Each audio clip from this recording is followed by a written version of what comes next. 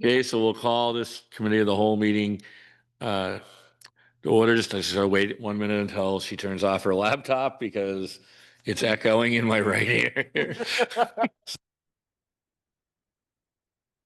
Okay, we'll call the meeting to order. This meeting takes place in the traditional and ancestral territory of the Mi'kmaq people. We are all treaty people.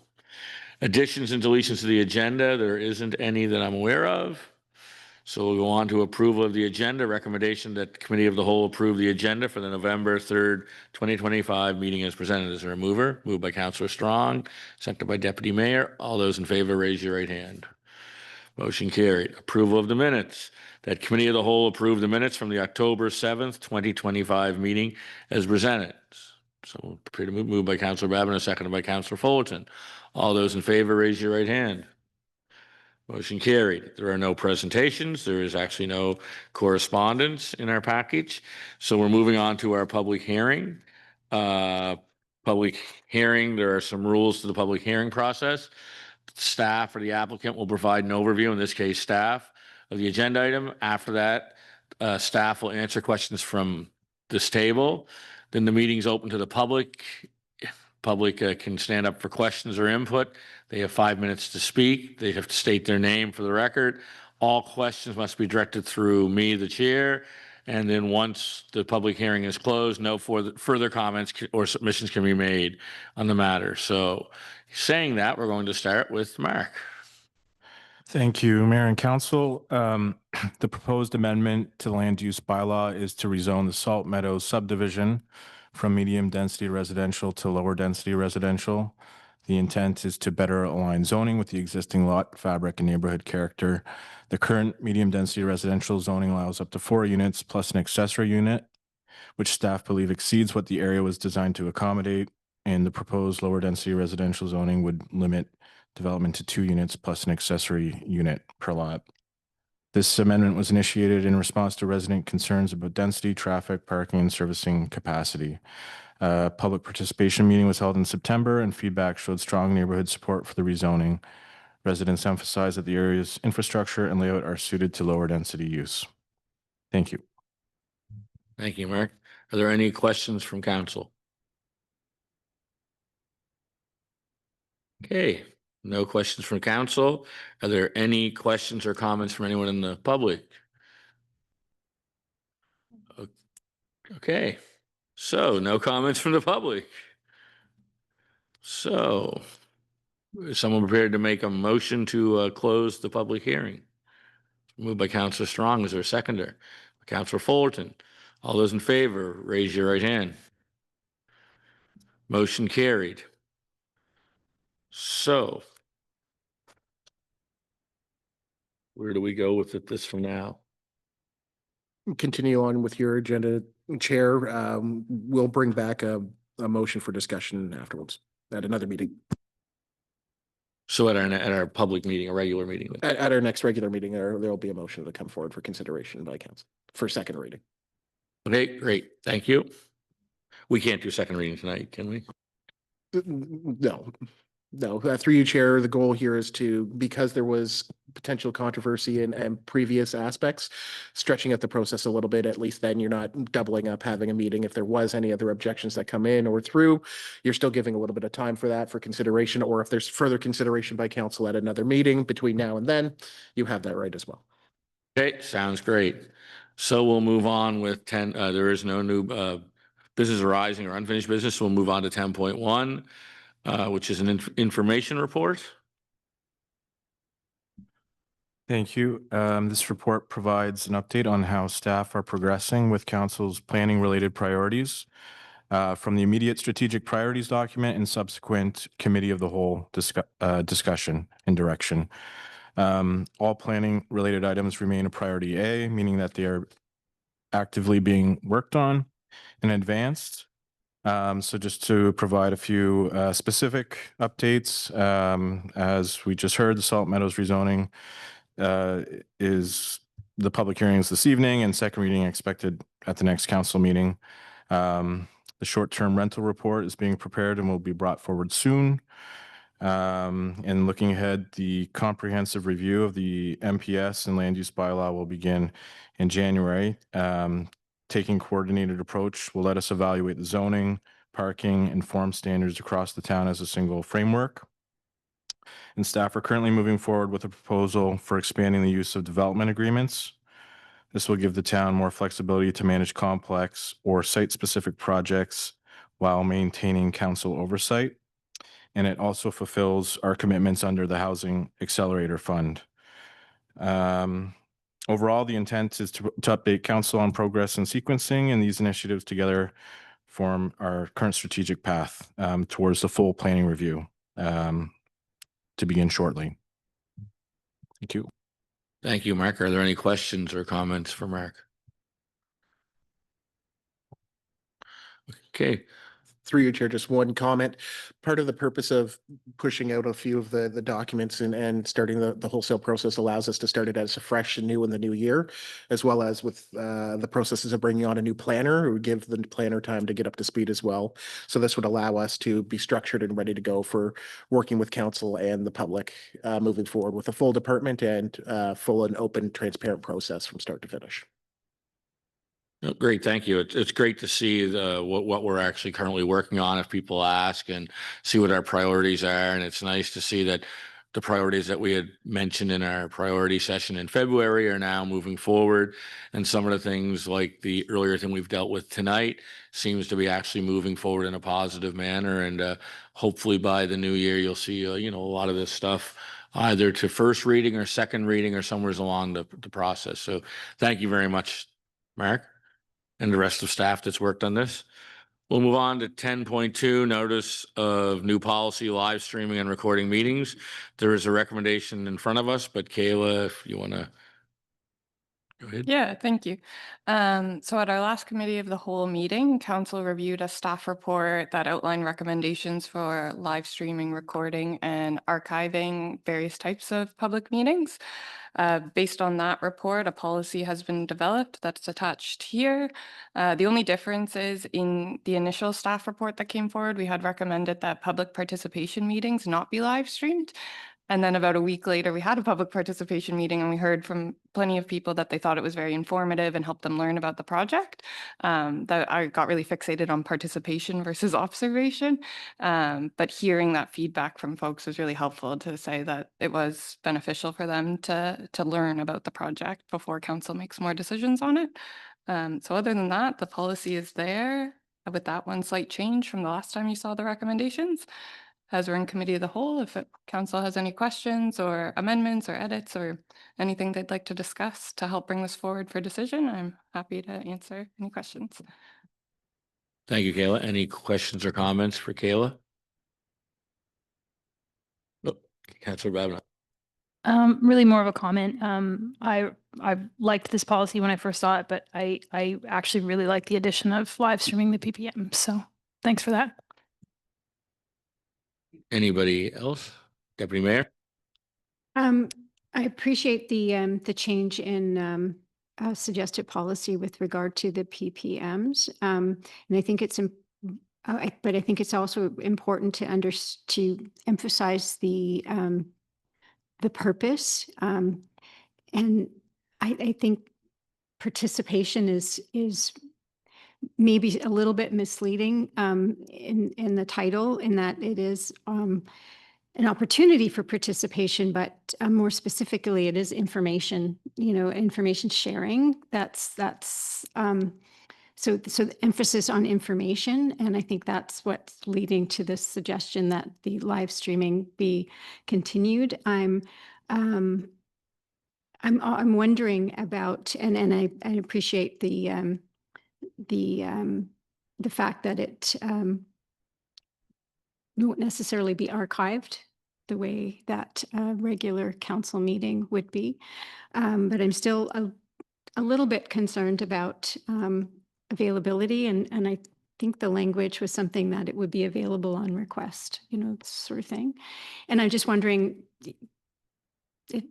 if that's, I guess that's an extra guardrail or something else, but once it's released, it's released. So it could then be broadcast on Facebook or YouTube or something if somebody else did that potentially. So I'm just wondering if there should be some some further language around that, so that there is that respect for maintaining the most comfortable environment for participation from people, so that there isn't any hesitation to ask questions and to be involved in the process in real time.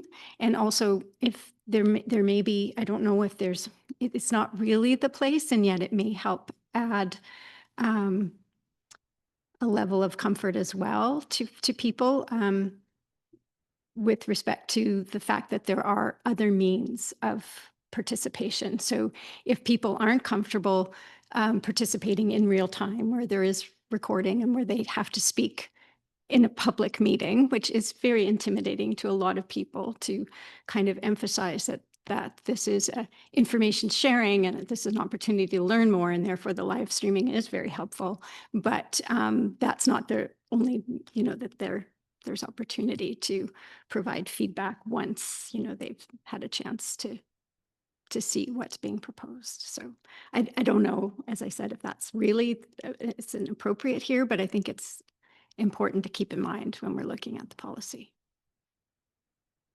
Is there any way for us to put some type of thing in there that if you do ask, it's confidential, that we'll forward you the video in confidence? I mean, I know anyone can share anything, but bottom line, if you have that in there, if someone asks us for the video of the PPM and it gets out and it gets shared, well, they don't have to bother calling again and asking, because that'll be the last time they receive it. So is there something we put in there, like, this is a confidential email, confidential document, here's what you're requested, please don't share with anybody? Because I do agree with the deputy mayor, once you hit send, you can go anywheres and it can get put anywheres, right? So that could kind of defeat a lot of people, 99% of the world will call and ask for it for the right reasons. It's just going to take one individual that has, really wants to get their point across to call and ask for it and then post something, and then the comments start, and then where does it stop, right? So is there any way we could put something in there? I guess my question to council is, do we feel, and for you to discuss, do you feel like that is necessary to have the public to be able to request the recording? I think the recording is important for records, for retention, just to make sure if we're taking that and putting it into staff reports, it is really, really handy to have that to go back and make sure we've captured it accurately. I like to think my minutes are pretty good, but I definitely rely on recordings a lot of the time just to make sure I've understood everything properly. Do we need to have that as something that's available upon request? If we're not archiving it, is it for public consumption that the recording later is available upon request? So I leave that with you. If we take it out of here completely and just say no, I mean, they can always request it through FOIPOP, right? I mean, they can go through that process if they really want it. But I mean, the whole idea of a PPM, you can send emails or texts, or you can show up that night and ask questions. So you have plenty of opportunity to participate. But I like the fact that at a PPM, we're going to live stream it that night, but that means it's live streamed. You have to pay attention. You have to watch it that night. If you want to comment on it publicly, you have to register to be able to do that. If you can't be here, you can register to do it through Zoom, right? If you can't actually physically be here. So again, I like all that. I don't know why we would maybe have the option of handing it out to the public unless they do go through the FOIPOP process. That's the only way I guess we could probably prevent it from just everybody calling after every meeting and wanting a video sent to them.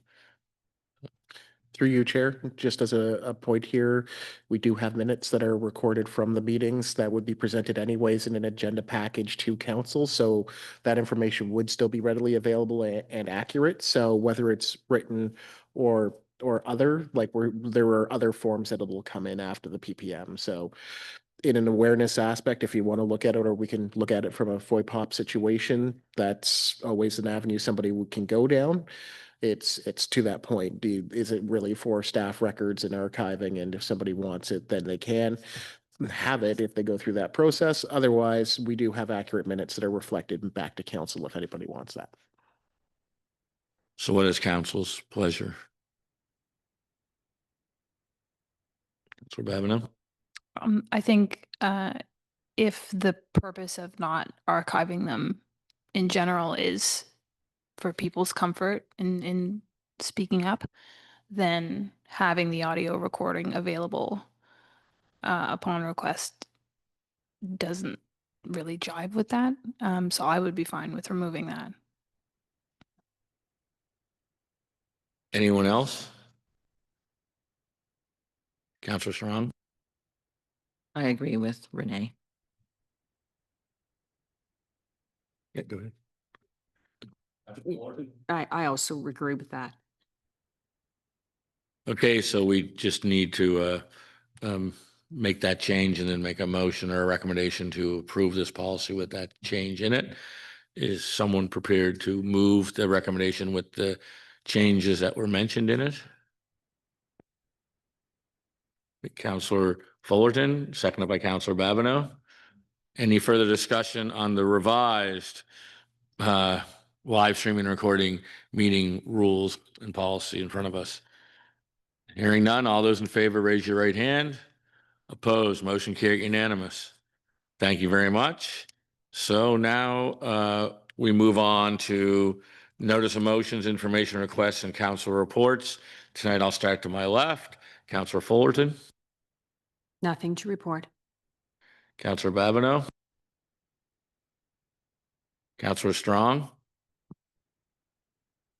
Well, I did have a notice of motion that I'd sent to my email address, but something happens when I bring this little thing in here and it's all in like one line down the side of my page.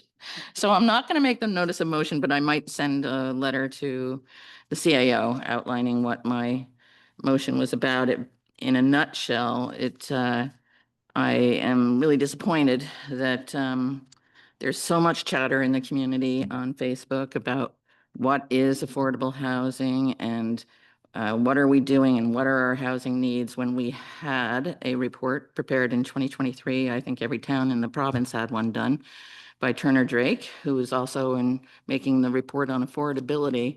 And I'm just wondering why, or I guess my motion would be, without notes in front of me, is that. Here, I have your notes. Do you You want me to got get? my notes? How did you get them? You emailed them to. Oh, those are the briefer notes. this really is reality TV. Yeah. Okay, thanks. All right, so just to give you an idea, since I now have a computer in front of me, I feel as a counselor that we need to understand the issues due to town perception and for insightful planning decisions for the town of Lunenburg. And that, as a reminder to whoever's listening and whoever's here, the current planning documents were designed to encourage as of right development, which means that council doesn't know where development is happening in the town. I've looked at other jurisdictions. The town of Truro, for example, has, it doesn't say the names, but it has like a file number, where it's at, where it's predicted to be, so that council and the community can understand where, where projects are going. And but I think more importantly, the 2023 document from Turner Drake did identify a housing need in the town, and it would sort of do away with all the different arguments going on behind the screen. And that report could be in chart form where the housing needs are in Lunenburg, and we could then update it of where we're meeting those needs. I know our council has approved 20+ housing units in the town since I've been here, but I'm not even sure whether the public knows that. That's one thing. And then the second thing is that Turner Drake is in the process of doing a report on affordable housing in the Lunenburg County, and including for the town of Lunenburg. And when that report is made available, I was wondering, instead of having a global report of Lunenburg County, we could have just a specific report, a chart to look at for the town of Lunenburg, so that we can see the information on what is affordable, what the market rent is in the town of Lunenburg, and that might prevent some of the speculation that's going on online. So that was my notice of motion to direct staff to prepare some information to go on the website to show where we are, what we're doing, how far we've come from since 2023's Turner Drake report, etc. This, as far as my counselor's report, last week I attended a cultural tourism working group. It was good. We're moving further and closer to an end product, I feel. We'll be putting together another component of that group, which is the financial sustainability. And I see something happening in the new year. So that's my report on that. Wanted to remind everybody about the 10th annual Lunenburg Lit Festival with Charlie Angus and Jeff Douglas. I'm sure we'll have some peppery political commentary on the closing night. And then there are some other events that are really good. Get your tickets. They are really moving. I wanted to congratulate my neighbor, John Anderson, for completing a 9,000 kilometer trek from Spain to the Atlantic off of France. He went on his own, completed it on his own, and is now at home recovering. So congratulations, John. Debbie and I are still walking around, even though it's getting a little cooler. We're averaging about 5 kilometers a day, I think. And if anybody sees us, you're welcome to join. Thank you. Councillor Daphne? My sympathies to the Jays fans. Deputy Mayor? No, I just want to comment that we are, as of tomorrow and throughout this week, the rest of this week, participating in the NSFM, the Nova Scotia Federation of Municipalities annual fall conference. I'm looking forward to that. And that this week apparently is also Municipal Awareness Week. So I think it's always an opportunity to continue to educate people on the importance of municipal government and all of the things that the work that our hardworking staff do for our community. So thanks. Thank you. We actually did receive an email today from NSFM about Municipal Awareness Week. So I was going to read what they have printed to us, that we should encourage, acknowledge, and celebrate Municipal Awareness Week through our social media channels, recognize the dedication of municipal leaders and staff, highlight initiatives making a positive impact on our communities and environment, encourage residents to get involved in local projects and the decision-making process, and share your favorite community memories or experiences on Facebook. So they actually sent that out to the community. And again, what a wonderful way to celebrate Municipal Awareness Week. So again, I think all of us at one point or another this week are going to be in Halifax for the fall conference. So, hopefully we all learn a lot, and I'm sure it'll be an interesting conference. It always is. It's the biggest conference, the annual one, the biggest one of the year. The spring one is very light compared to this. So I'm looking forward to it. It starts tomorrow afternoon. So most of us will be out of town for the next 3 or 4 days. And the only other thing I was going to add was, if you get the Globe and Mail, I happened to be in an interview in the Globe and Mail on Saturday night.